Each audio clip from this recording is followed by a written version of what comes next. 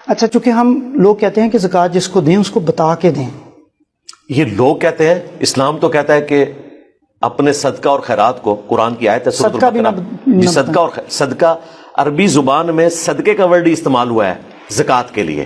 جو فرض صدقہ ہے وہ زکوٰۃ ہے، جو نفلی صدقہ ہے وہ عام صدقہ، ہم صدقہ کہتے جی۔ ہیں۔ سورہ التوبہ میں جو زکوٰۃ کے 8 مصارف آیت نمبر 60 میں بیان ہوئے نا، اس میں لفظ ہے صدقات کے یہ مصارف ہیں۔ اللہ کے ہاں جو اس کی ٹرم ہے نا مین اوپر فرضی کے لیے وہ ہے صدقہ۔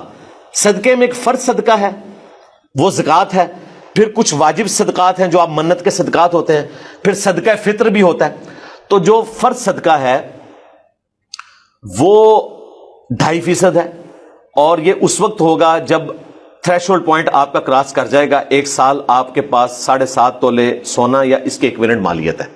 تو یہ جو زکوٰۃ والا معاملہ ہے وہ آپ نے غریبوں میں تقسیم کرنی ہے، اور ایڈوانس زکوٰۃ نکال کے بھی آپ کسی غریب کی مدد کر سکتے ہیں۔ اس سے تو کوئی اچھی بات نہیں۔ آپ نے یہ نہیں دیکھنا کہ اس کے پاس موٹر بائک ہے تو اسے زکوٰۃ نہیں لگے گی۔ بھئی موٹر بائک اس کی سواری ہے، وہ اس کے ایسٹس نہیں ہیں، مشکل سے جمع کیا جی جی۔ دوسرا وہ اس کے ایسٹس نہیں ہیں۔ زکوٰۃ کے لیے صحیح بخاری میں حدیث ہے کہ انسان کے گھر، سواری اور غلام میں زکوٰۃ نہیں ہے، یعنی یہ ضروریات اصلی ہے۔ اگر کسی کے پاس گاڑی ہے نا تب بھی اس پہ زکوٰۃ لگ سکتی ہے، کیونکہ یہ اس کی ضرورت کی چیز ہے۔